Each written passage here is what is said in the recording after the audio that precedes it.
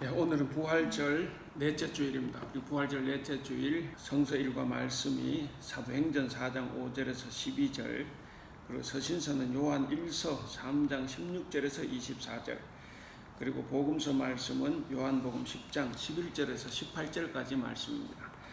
시편 말씀은 여기 실지 않았지만 시편은 23편, 우리가 잘 아는 시편 23편의 말씀입니다.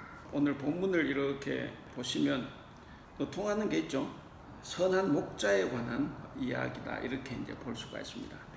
요한복음을 보면 요한복음에서는 선한 목자이신 예수님께서 보여주신 삶의 모델입니다.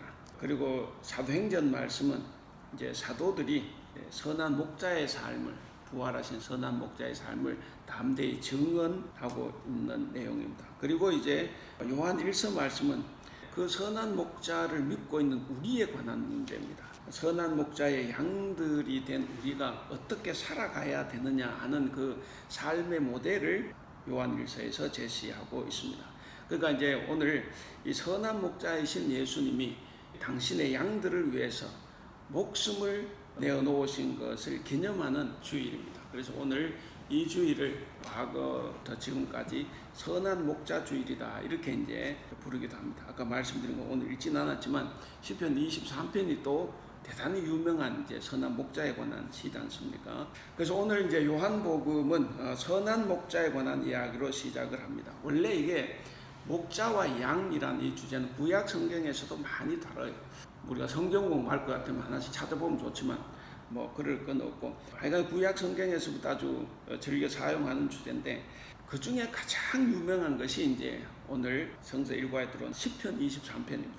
시편 23편 1절 2절에 보면 여호와는 나의 목자시니 내게 부족함이 없으리로다. 그가 나를 푸른 풀밭에 누이시며 쉴 만한 물가로 인도하시는 도다, 라고 하면서 이렇게 하나님과 자신의 관계를 목자와 양의 관계로 이렇게 비유를 했습니다. 예수님께서 오늘 요한복음 첫 마디가 그거지 않습니까? 말씀하시기를 나는 선한 목자라 그랬습니다. 우리 11절 요한복음 10장 11절 같이 한번 읽어볼까요? 시작. 나는 선한 목자라. 선한 목자는 양들을 위하여 목숨을 버리거니와. 그러니까 선한 목자는 어떤 목자냐면 양들을 위해서 무엇이든 할 준비가 되어 있다는 거죠. 만약에 자기 양이 위험에 처했다 이렇게 되면 선한 목자는 반드시 그 양을 위해서 목숨을 버릴 거라는 거죠. 사실 이게 인간적으로 생각하면 이게 이러면 안 되죠. 왜냐하면 신이지 않습니까?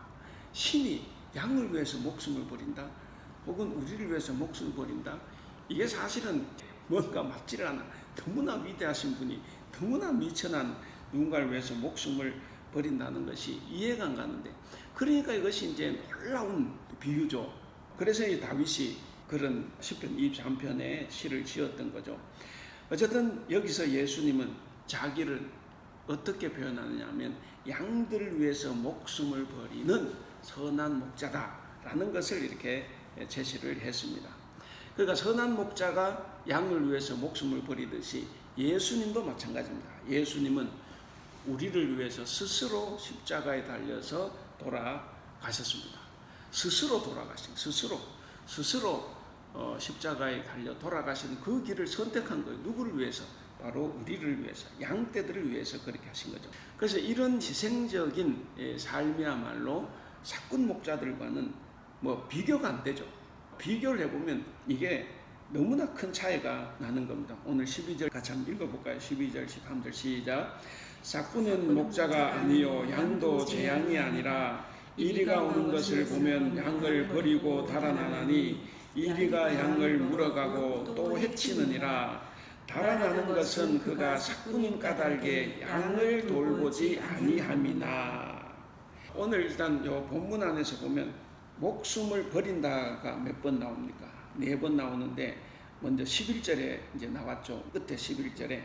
그 다음에 15절에 나오죠. 15절에도 끝에 보면 버리노라 그랬죠.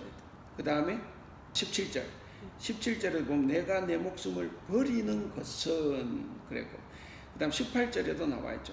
이를 내게서 빼앗은 자가 있는 것이 아니라 내가 스스로 버리노라. 그래서 이제 내 목숨을 버린다는 말을 이렇게 4번씩이나 했습니다. 뭐 자기 목숨을 하찮게 여기는 게 아니지 않습니까? 얼마나 소중한 목숨이고, 그리고 그 위대한 목숨을 정말 하찮은 누군가를 위해서, 우리를 위해서 버리신다는 건데, 어쨌든 여기 목숨을 버린다는 것이 4번 나옵니다. 그러니까 이 사람이 선한 목자이냐 싹군 목자이냐 하는 것은 뭐를 통해서 드러납니까? 12, 13절을 보면 도망을 치느냐 아니냐 그 차이인 거예요. 거기 보면 싹군 목자인가 선한 목자, 양을 위해서 목숨을 버리는가, 아니면 자기가 살려고 양을 버리고 도망치느냐, 거기에 이제 달려있다는 것을 알 수가 있습니다. 그러니까 선한 목자는 어떤 사람입니까? 양이 위험에 빠지면 반드시 달라듭니다. 그리고 자기 목숨을 버리죠. 그런데 싹군은 어떻습니까? 싹군은 오히려 양들을 버리고 자기가 도망을 하는 거죠. 그렇기에 사실 이 싹군 목자는 사실 목자가 아니죠. 목자라고 할 수가 없습니다. 선한 목자가 양을 위해서 자기를 희생하는데, 반대로 이 싹군 목자는 양들을 희생시켜가면서 자기의 이익을 채우는 그런 이제 특징을 가지고 있습니다. 그래서 강도와 절도는 누구냐? 바로 싹군 목자인데, 이 싹군 목자의 약탈은 뭐냐면 양들의 생명을 약탈하는 거예요. 결국 자기가 도망감으로써 양들이 일에게 다 이제 죽는 거죠. 근데 선한 목자는 어떠냐? 싹군 목자와는 반대로 스스로 자기 목숨을 죽임으로써 양들을 살리고 이 양들에게 영생을 제공하는 겁니다.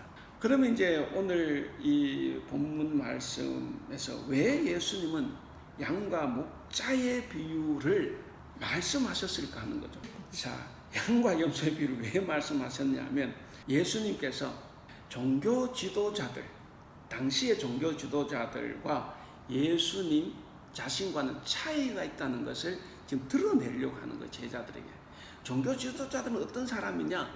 너희를 위하는 것 같지만 다 싹군이라는 거죠. 다 싹군 목자고, 나는 너희를 위하는 참된 선한 목자라는 것을 이야기를 합니다. 그래서 이 당시 종교 지도자들을 예수님께서는 이 절도의 강도에 이제 비유를 해버린 거죠. 그래서 양의 안전보다는 자기 안전이 훨씬 더 중요하고 자기 이익에 훨씬 더 집착을 합니다. 근데 예수님은 아니었죠. 예수님은 반대였습니다. 그러니까 어떻게 보면 당시 종교 지도자들은 목숨을 빼앗는다고 하면 예수님은 오히려 목숨을 살려주는 거죠. 그래서 예수님과는 비교가 됐습니다. 예수님은 오직 자신만이 양들을 위해서 자기 생명을 버리는 선한 목자다라는 것을 지금 여기서 증거하고 있습니다.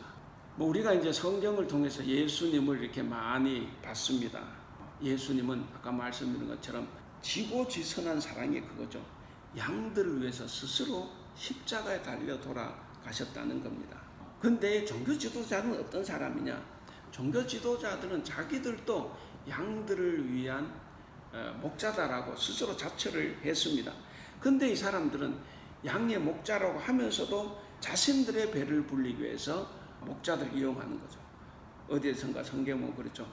자신들이 감당할 수 없는 율법의 짐을 백성들에게 지우는 거죠. 그리고 자기들은 아주 편안하게 자기들의 맡겨진 의무를 전혀 행치 않는 그런 악한 자들이다, 그렇게 이제 표현을 했는데, 그렇기 때문에 예수님은 본문을 통해서 그들은 자격이 없다는 거예요. 그들은 지도자의 자격, 선한 목자의 자격이 없는 악한 사람들이다라는 것을 지금 지적하시면서 오직 참된 목자이신 예수님, 당신을 통해서만 구원에 이룰 수 있다고 강조를 하고 계십니다. 자, 우리 주님, 우리 예수님께서 당신이 선한 목자이신 이유를 14절 15절에 보면 목자와 양이 서로 안다는 사실에서 찾았습니다.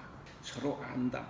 사실 이게 목사하고 관계가 안 좋으면 또 목사가 성도를 싫어하고 성도가 목사를 싫어하고 뭐 별로 관심 없죠. 그럼 뭘 아는 게 없어요. 아는 거는 흠집만 아는 거죠. 뭔가 잘못된 것. 눈에 보이는 것은 다 나쁜 것만 보이죠.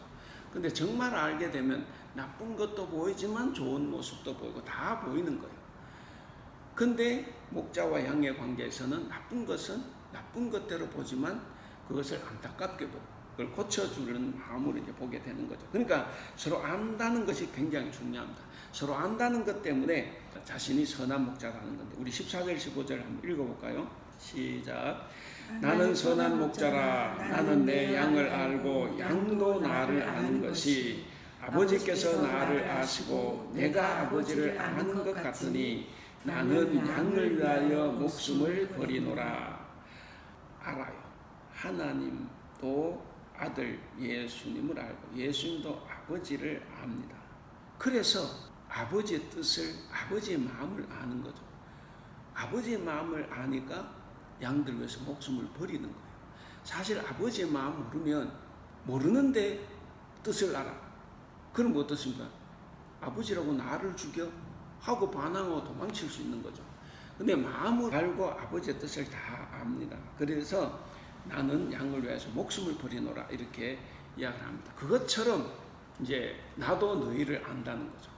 그러니까 너희도 나를 알아야 되는 거예요. 어쨌든 예수님 십자가에 못 박혀 돌아가시고 난 다음에 이후에 사람들이 그걸 깨달은 거예요. 예수님이 십자가에 돌아가셨을 때 이분이 정말 선한 목자였구나. 대표적인 사람이 이제 그 형을 집행했던 백부장이죠. 백부장과 군인들. 이 사람들이 이제 무기력하게 그 돌아가시는 모습을 보고 이는 진실 하나님의 아들이었도다 이렇게 했습니다. 그러니까 이런 사람들은 뭐 형을 집행하면서 예수의 마음을 안 거예요.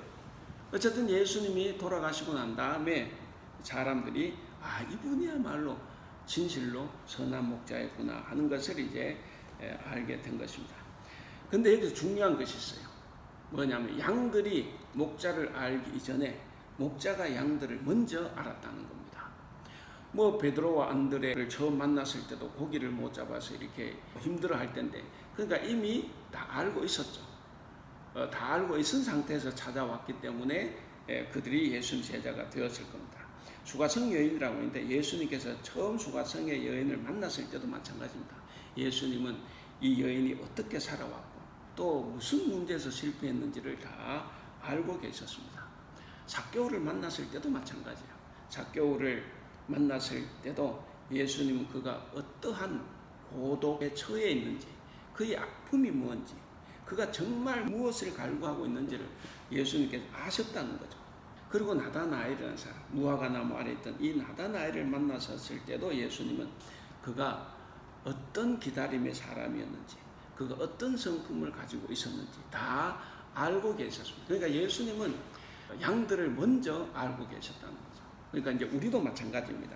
예수님은 우리가 어떤 사람인지, 우리가 뭘 필요로 하는지, 우리에게 정말 중요한 것이 뭔지를 우리보다 더 잘 알고 계시는 분이 예수님이라는 겁니다. 그런데 지금 우리에게 가장 중요한 것이 예수님에게는 가장 중요하지 않을 수 있어요. 아마 우리가 중요하다고 생각해 100가지가 있으면 99개는 예수님께서 중요하게 생각하지 않는 것 아닐까 이런 생각도 해봅니다. 자, 이게 뭡니까? 내가 중요하게 생각하는 것하고 예수님이 중요하게 생각하는 것하고 다를 수 있다는 겁니다. 우리는 그 다를 수 있다는 것을 인정을 해야 돼요. 내가 누군가를 만났을 때도 저 사람이 중요하게 생각하는 것하고 내가 중요하게 생각하는 것하고 다를 수 있어요. 다 중요한 건 중요한데, 근데 정말 지금 이 입장에서 더 중요한 것이 뭐냐는 다를 수 있다는 거예요. 뭐 교회가 왜 싸움이 납니까? 교인들이, 장로들이 중요하게 생각하는 것하고 목사가 중요하게 생각하는 것하고 다를 수가 있어요. 그러니까 이 다를 수 있다는 것을 인정하지 않으면 그 안에는 항상 위기가 오고 다툼이 있고 아픔이 있는 겁니다. 그래서 우리가 그럴 땐 항상 예수님의 판단이 항상 옳다는 것을 우리가 인정해야만 합니다. 물론 저는 여러분들에게 정말 중요하고 꼭 필요한 것들을 주님께서 꼭 채워주시기를 바랍니다. 그러나 주님의 생각이 내 생각과 다르다고 하면 우리는 주님의 생각을 따라가야 합니다. 오늘 본문을 보면 우리의 생각과는 다른 주님의 생각을 우리가 알 수가 있습니다. 예수님이 17절에서 이렇게 말씀을 하십니다. 17절 같이 읽어볼까요? 시작. 내가 내 목숨을 버리는 것은 그것을 내가 다시 얻기 위함이니 이로 말미암아 아버지께서 나를 사랑하시느니라. 아까는 아버지는 알아서 내가 목숨을 버렸다 그랬지 않습니까? 목숨을 버렸다. 여기서 내 목숨을 버리니까 아버지께서 나를 사랑하셨다 이렇게 이야기하지 않습니까? 왜 내 목숨을 버립니까? 그것이 하나님의 뜻이었어요. 그 뜻을 알아서 스스로 선택을 하셔서 버린 거죠. 다시 얻기 위함이다 그랬습니다. 그러니까 버리는 것은 다시 얻기 위함이다. 다시 얻는 것은 하나님의 마음이에요. 그러니까 하나님 은혜를 입은 거예요. 하나님의 복을 받은 겁니다. 예수님. 자, 예수님이 당신의 목숨을 버리신 이유가 우리가 원하는 것과 다른 이유입니다. 사람들은 간혹 그런 이야기죠. 죽어야 산다. 한 알의 밀알이 땅에 떨어져 죽어 썩어져야 많은 열매를 맺는다. 나누면 모두가 다 행복해진다. 이런 이야기를 하는데 맞죠? 근데 오늘날 우리 인간은 살기 위해서 남을 죽이는 일도 빈번합니다. 나누면 나누는 것만큼 없어지니까 오히려 더 움켜쥐는 거죠. 움켜쥐고 내 안에 쌓아놓으니까 도둑이 와서 훔쳐가고 혹은 그것이 내 안에서 썩어 없어지는 거죠. 그럼 결국 어떻게 되냐? 그렇게 살면 나도 죽고 너도 죽고 우리 모두가 다 죽는다 하는 겁니다. 예수님은 왜 목숨을 버리셨습니까? 바로 목숨을 다시 얻기 위해서였어요. 이미 예수님 10절에서 말씀하셨습니다. 10절을 보면 내가 온 것은 양으로 생명을 얻게 하려 하고 더 풍성히 얻게 하려 하는 것이라 그랬습니다. 내가 온 것은 양으로 생명을 얻게 하고 더 풍성히 얻게 하려 한다. 양이 생명을 얻고 더 풍성해지면 무슨 결과가 일어나야 돼요? 당신이 죽어야 됩니다. 예수님이 선한 목자이신 이유가 바로 이거예요. 바로 이겁니다. 양으로 생명을 얻게 하고 그 생명을 더 풍성하게 한다는 거죠. 그래서 예수님께서 당신의 목숨을 스스로 버리신 것은 우리를 부활로 그리고 풍성한 생명으로 인도하시기 위해서 그렇게 죽은 것입니다. 예수님은 우리 모두를 다 살리고 영생을 얻게 하게 하시려고 홀로 그 죽음을 맞이하신 겁니다.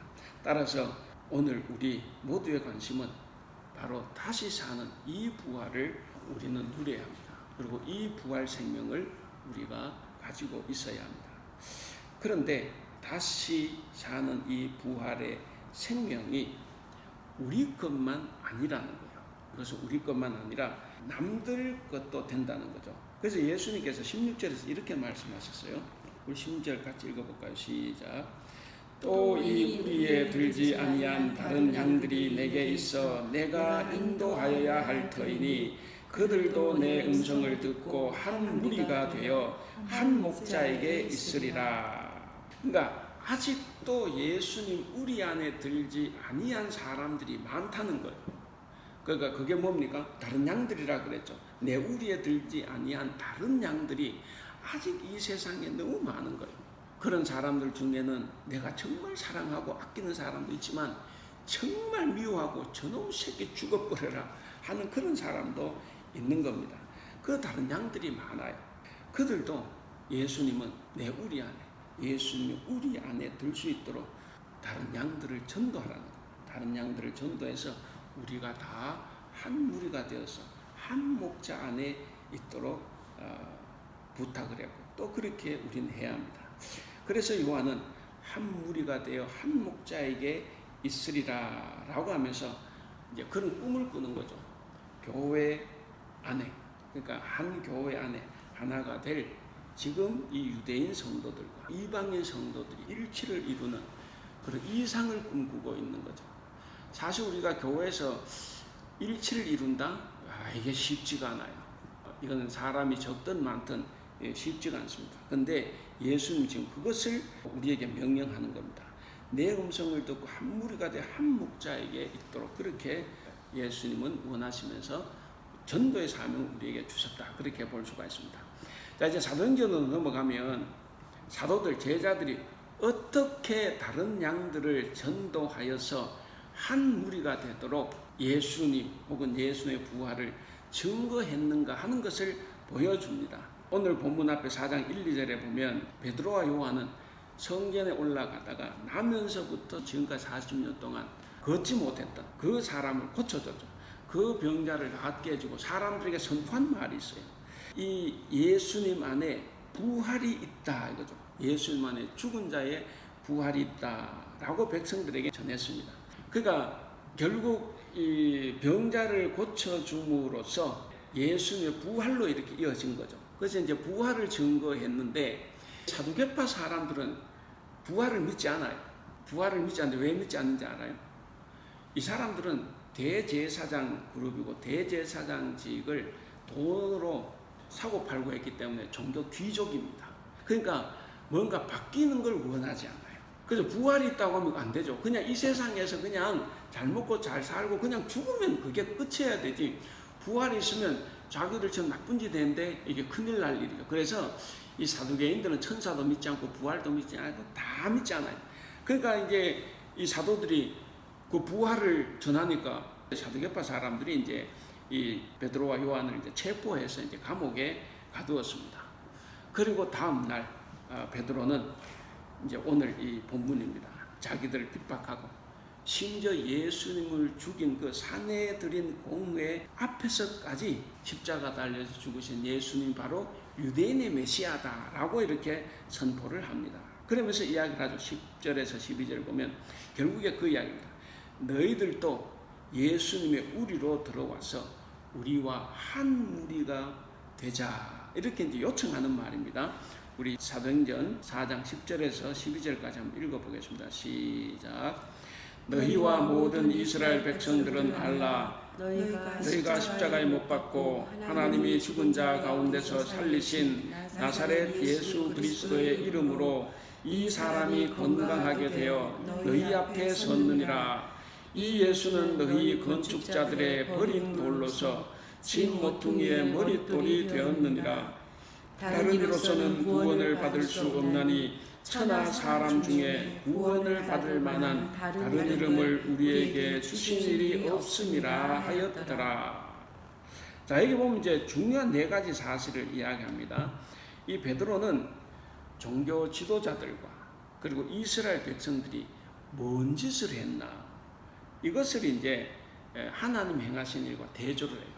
마치 나는 작년 여름에 네가 한 일을 다 알고 있어 이제 이런 거죠. 그래서 거기 보면 이제 첫 번째는 너희들은 예수님을 십자가에 못 박았다. 그러나 하나님은 그를 살리셨다 하는 거죠. 두 번째는 너희들은 나면서부터 40년 된 병자 앉아서만 지내는 걷지 못해서 고생하는 이 사람에게 아무것도 해줄 수 없었지만 하나님은 예수 그리스도의 이름으로 그 병자를 고쳐주셨다 하는 거죠. 세 번째는 너희들은 예수님을 필요 없다고 버린 돌로 삼았지만 하나님은 그를 모퉁이 돌로 삼으셨다 하는 겁니다. 그 다음에 네 번째는 12절인데 너희들은 이제 이스라엘 백성들이죠. 너희들은 구원받을 수 있는 길을 우선 이스라엘의 종교 지도자들 여기에 사내들인 공회 의원들에게 의존하고 있지만 하나님은 오직 예수 그리스도의 이름으로만 구원받을 수 있다라고 하셨다 하는 거죠. 그러니까 이렇게 생각해 보면 지금 이것을 전하는 그는 요한이 아니라 베드로인데 베드로는 전직이 어떤 사람입니까? 갈릴리에서 고기 잡는 어부였어요. 우리나라도 옛날에 고기 잡는 뱃놈이라고 뱃놈 그래가 아주 무시하고 그랬는데 그 이스라엘 사회도 마찬가지 가장 무식하고 무지한 그룹이 천한 그룹이 이제 어부죠. 그러니까 이 천한 어부 출신인 베드로가 누구 앞에 서서 이야기를 하는 거예요? 바로 최고 부류의 사람들인 거죠. 그리고 이 사람들은 예수님을 심판했던 사람이에요. 그러니까 예수님을 심판해서 죽였던 가장 지성적이고 가장 부유하고 그리고 가장 힘센 높은 권세를 가진 이 사람들을 공개적으로 지금 어떻게 보면 비난하는 거예요. 물론 전도하는 거지만 나쁜 말로 이야기하면 비난하고 비판했다고 볼 수 있습니다. 그래서 이렇게 보면 대단하죠. 불과 며칠 전까지는 숨어서 벌벌벌 떨고 이제 있다가 지금은 안 해요. 베드로 요한은 이제는 방어적인 자세를 취하지 않습니다. 이제는 공격적인 자세를 지금 취하고 있는 거죠. 그러면서 나면서부터 걷지 못한 사람을 고친 일은 자기들이 한 일이 아니라는 거예요. 내가 한 일, 우리가 한 일이 아니라 하나님이 하신 일이라는 것을 지금 증언하고 있습니다. 그러면서 하나님이 죽은 자 가운데서 살리신 예수 그리스도의 부활을 지금 증언하고 있습니다. 그러니까 한 사람을 고치고 났는데 사실 그 사람에게서 포인트가 예수 그리스도의 부활로 옮겨가는 거예요. 그것을 지금 이야기를 하고 있습니다.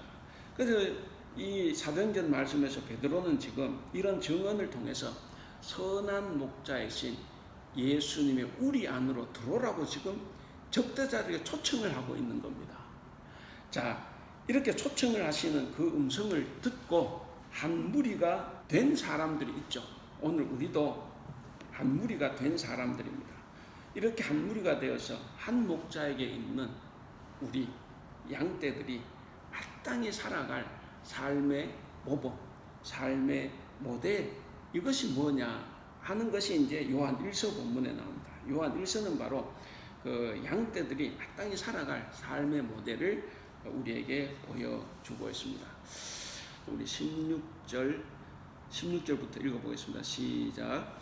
그가 우리를 위하여 목숨을 버리셨으니 우리가 이로써 사랑을 알고 우리도 형제들을 위하여 목숨을 버리는 것이 마땅하니라. 그 다음에 두 번째 23절에서 24절 읽겠습니다. 시작. 그의 계명을 이르시니 곧 그 아들 예수 그리스도의 이름을 믿고 그가 우리에게 주신 계명대로 서로 사랑할 것이니라. 그의 계명을 지키는 자는 주 안에 거하고 주는 그의 안에 거하시나니 우리에게 주신 성령으로 말미암아 그가 우리 안에 거하시는 줄을 우리가 아느니라. 자, 여기 보면 16절에 하나, 23절, 24절에서 하나, 특히 23절에 나오는데, 자, 주님의 양떼들이 살아가야 할 삶의 모범이 뭡니까? 명령이 있죠. 16절에서는 형제들 위하여 목숨을 버리라 하는 거예요. 그러니까 모범은 누가 보여주셨어요? 예수님이 보여주셨지 않습니까? 우리가 요한복음 10장 11절부터 보면데 11절에 바로 그랬죠. 나는 선한 목자라. 선한 목자는 양들을 위하여서 목숨을 버린다 그랬어요. 그러니까 여기서 형제를 위해서 목숨을 버려라 하는 거죠. 그 다음 두 번째는 뭡니까? 23절 끝에 보면 주님이 주신 계명대로 서로 사랑하라 하는 거예요. 그러니까 우리가 주의 우리 안에 이제 속한 선한 양떼라고 하면 이 두 가지를 우리가 지켜야 된다는 겁니다. 형제를 위해서 목숨을 버려라. 그리고 서로 사랑하라 하는 겁니다. 우리가 16절 방금 봤는데 이 16절 형제를 위해서 목숨 버리는 것이 마땅하다 그랬는데 이 16절 사랑이 진실해지려면 우리가 구체적으로 다른 사람을 돕는 것으로 나와야 돼요. 우리 17절 18절 읽어볼까요? 시작. 누가 이 세상의 재물을 가지고 형제의 궁핍함을 보고도 도와줄 마음을 닫으면 하나님의 사랑이 어찌 그 속에 거하겠느냐. 자녀들아, 우리가 말과 혀로만 사랑하지 말고 행함과 진실함으로 하자. 자, 그러니까 16절에서 목숨을 버리라 이제 이런 말씀을 하셨는데 그것이 이제 어떻게 나타나야 되느냐? 이제 구체적으로 보여준 것이 이제 17절, 18절 말씀입니다. 저는 사랑의 본질은 뭐냐면 자기 희생이에요. 자기 희생이 없는 사랑은 사랑이 아니다. 가짜 사랑이라는 거죠. 그렇기 때문에 우리가 이웃과의 관계에서 행동으로 입증되지 않는 말과 혀로만 하는 사랑은 사랑이 아니다. 혹은 기도만 하는 사랑은 사랑이 아니다. 기도는 우리가 잘하죠. 어떤 사람은 기도로만 사랑을 해요. 기도로만. 기도는 뭐 거창하죠. 그러니까 이런 것은 뭐냐면 말과 혀로만 하는 사랑입니다. 뭐 좋은 의미로, 좋은 뜻으로 기도 많이 하는 사람이니까 좋을 수 있지만 그거 아니에요. 그러니까 우리는 기도했다고 하면 그거는 또 드러나야 되는 거죠. 마찬가지입니다. 하나님께서 이제 우리에게 십계명을 주셨죠. 십계명을 주셨는데 이 십계명을 우리가 아는 대로 이제 쭉 생각해보면 10가지 계명인데 이것을 이제 크게는 이제 두 부분으로 나누죠. 하나님과 사람, 사람과 사랑. 근데 이제 더 세분화하면 이제 1계명부터 4계명은 하나님과 사람과의 관계. 그 다음에 5계명부터 7계명까지는 사람과 사람의 관계. 그럼 8, 90계명은 뭐냐면 사람과 재물의 관계입니다. 자, 그러면 여기서 10계명은 사랑이다 그럴 때, 사랑의 계명이라고 할 때 뭐냐면 거꾸로 한번 생각해 보세요. 남의 재물을 탐내지 않는 것, 이것이 이웃 사랑입니다. 이게 사람을 사랑하는 거예요. 그렇게 사랑하는 것이 하나님을 사랑하는 거예요. 그래서 이 10계명을 사랑이다 이제 이렇게 이야기하는 거죠. 자, 근데 예수님은 이 10계명, 이 10가지 계명을 두 가지로 요약을 하시죠. 마태복음 22장 34절 이하인데, 그래서 이것을 이제 하나님 사랑과 이웃 사랑이라 그래서 이것을 사랑의 이중 계명이라 그럽니다. 뭡니까? 내 마음과 목숨과 힘과 뜻을 다하여 주 내 하나님 사랑하라. 그리고 내 이웃을 네 자신과 같이 사랑하라. 그래서 예수님은 이 10가지 계명을 그렇게 하나님 사랑과 이웃 사랑 이중 계명으로 요약을 해 주셨습니다. 그런데 예수님 또 다음에 이걸 또 한 가지로 요약을 하세요. 예루살렘 입성하시고 난 다음에 요한복음 13장 34절에 보면 하나의 계명이 뭡니까? 이제 나는 너희에게 새 계명을 준다. 서로 사랑하라. 내가 너희를 사랑한 것 같이 너희도 서로 사랑하라. 그래서 하나님 사랑은 빠지고 서로 사랑, 소위 말해 이웃 사랑으로 요약을 했어요. 그러니까 뭡니까? 하나님 사랑하는 것을 뭘로 보여야 돼요? 이웃을 사랑하는 것으로 보여줘야 됩니다. 아마 예수님도 요즘 우리를 보셨는지 몰라요. 하나님 사랑, 이웃 사랑 가르칠 때 쉽게 가르쳐 놨더니 맨날 하나님 사랑만 해요. 하나님 사랑만 하고 교회 가서 봉사하고 기도하고 뭐 전도하고 이건 열심히 해요. 기도하면서 이웃 사랑 다 해. 근데 실천은 안 해. 그래서 예수님께서 그것도 아니야. 하나, 이웃 사랑. 그렇게 하나로 요약을, 서로 사랑으로 요약을 한 겁니다. 자, 그래서 이 서로 사랑하는 것이 다음에 어떤 것인가 하는 것을 두 군데서 가르쳐 주셨어요. 우리가 잘 아는 대로 요한복음 15장 13절 14절에서 자기 친구를 위해서 목숨을 버리는 것, 이것이 이제 서로 사랑이라 그랬습니다. 그리고 이제 오늘 본문이죠. 요한 1서 오늘 16절에 그랬죠. 형제를 위하여, 세 번역은 이제 그렇죠. 형제 자매를 위하여 목숨을 버리는 것. 그러니까 결국 서로 사랑, 이웃 사랑은 뭘로 드러나야 되느냐? 친구를 위해서 목숨을 버리는 것, 형제 자매를 위해서 목숨을 버리는 것, 이것으로 이제 드러나야 된다고 말씀하시는 겁니다. 이게 서로 사랑이라는 거예요. 우리는 꼭 기억을 해야 됩니다. 수직적인 사랑은 수평적인 사랑으로 드러나야 됩니다. 우리가 이제 기억을 해보면 예수님 제자들의 발을 씻겨 주셨어요. 발을 씻겨 주신 다음에 너희도 내 발을 씻겨라 이렇게 말씀하시지 않았죠. 너희끼리 서로 발을 씻어줘라 그랬어요. 오늘 본문에도 마찬가지죠. 오늘 본문에도 예수님이 우리를 위해 죽으셨다. 그래서 예수님께서 우리 보고 너도 나를 위해 죽어라 이렇게 이야기하십니까? 아니에요. 네 이웃을 위해서, 친구를, 형제 자매를 위해서 죽어라 하는 거예요. 예수님이 우리를 사랑해 주셨어요. 그럼 우린 누구를 사랑해야 돼요? 이웃을 사랑해야 되는 거예요. 그런데 어떤 사람들은 하나님이 나를 사랑해 주시고 나를 구원해 주시고 이게 너무 기쁘고 하면서 맨날 교회 와서 눈물 흘리고 기도합니다. 은혜가 충만해요. 그걸로 됩니까? 아무리 그 마음이 순수하고 기도 1000번 만번 진수해도 그것 말짱황입니다. 하나님 앞에 눈물 흘리는 게 중요한 게 아니고 지금 죽어가는 사람들, 내가 그런 상태에서 살림을 받았고 구원을 받았으니까 밖에 나가서 그 사람들을 살려야 되는 거예요. 그 사람들을 위해서 내가 목숨을 던져야 되는 겁니다. 그것이 중요한 거예요. 그래서 우리 기독교의 사랑은 뭐냐면 굉장히 구체적이고 적극적인 겁니다. 소극적인 게 아니에요. 그리고 이것은 해도 되고 안 해도 될 사랑이 아니에요. 반드시 행해야 되는 사랑입니다. 그리고 이것만큼 윤리적인 차원이 없어요. 그래서 기독교 성경 윤리는 뭐냐? 바로 남을 위해서 목숨을 버리는 것. 그래서 아주 고차원적인 윤리를 담고 있다는 겁니다. 사랑하는 우리 성도 여러분, 형제 사랑의 실천은 십자가에서 예수님이 죽으신 것과 같은 지극히 높은 차원도 있지만 반대로 어려운 형제를 돕는 어떻게 보면 아주 작고 사소하고 하찮은 차원도 있다는 거예요. 그런데 여기서 예수님은 요한 1서에서 뭐라고 하죠? 그 작고 하찮은 차원이 뭡니까? 고상한 차원이라는 거예요. 우리는 그것을 꼭 기억을 해야 됩니다. 그래서 자기 생을 본보기로 보이셨던 예수님을 믿는 우리 성도들은 단지 믿는다거나 혹은 사랑한다거나 이런 식으로 말하는 것으로는 불충분합니다. 그것은 부족해요. 우리는 실제 생활에서 삶으로 행함으로 그 믿음을 나타내야 합니다. 그리스도는 결코 감상주의자가 아니라 행동주의자가 되어야 합니다. 반드시 그 믿음을 사랑으로 나타내야만 합니다. 선한 사마리아인이 강도 만난 자를 그냥 도와줬죠. 자기 모르는 사람입니다. 그렇게 돌봤던 것처럼 우리도 우리와 상관없는 사람에게 오늘 베드로와 요한처럼 자기들을 죽이고자 했던 그 대적자들에게도 사랑을 베풀었습니다.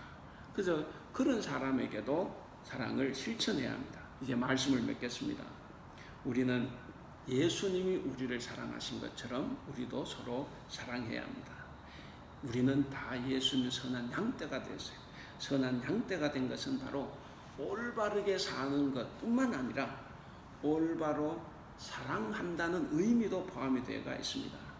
오늘 말씀처럼 양들을 위하여 목숨을 버리신 우리 선한 목자는 우리에게 형제를 위하여 목숨을 버리는 것이 마땅하다라고 하셨습니다.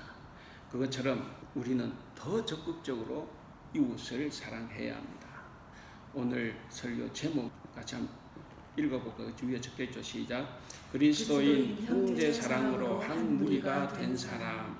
예, 우리는 형제를 사랑함으로 그리스도 안에서 한 무리가 된 사람들입니다. 오늘은 부활절 넷째 주일입니다. 이 부활의 감격이 저와 여러분 삶에 충만하시기를 바랍니다. 그리고 행함으로 형제를 사랑함으로써 한 우리 안에서 한 무리가 된 우리는 아직 복음을 듣지 못하는 다른 양들이 많이 있어요. 그런 양들을 불쌍히 여겨서 복음을 전하고 그리고 주신 계명대로 서로 사랑을 하는데 행함과 진실함으로 서로 사랑하면서 살아야 합니다. 그래서 이번 부활절 네 번째 이 주간에는 선한 목자이신 예수님이 보여주신 그 삶의 모범을 따라서 우리가 선한 일을 행함으로써 다 한 목자 예수님과 한 무리가 되어야 합니다. 한 무리가 될 때 우리는 진정한 영생을 소유할 수가 있습니다.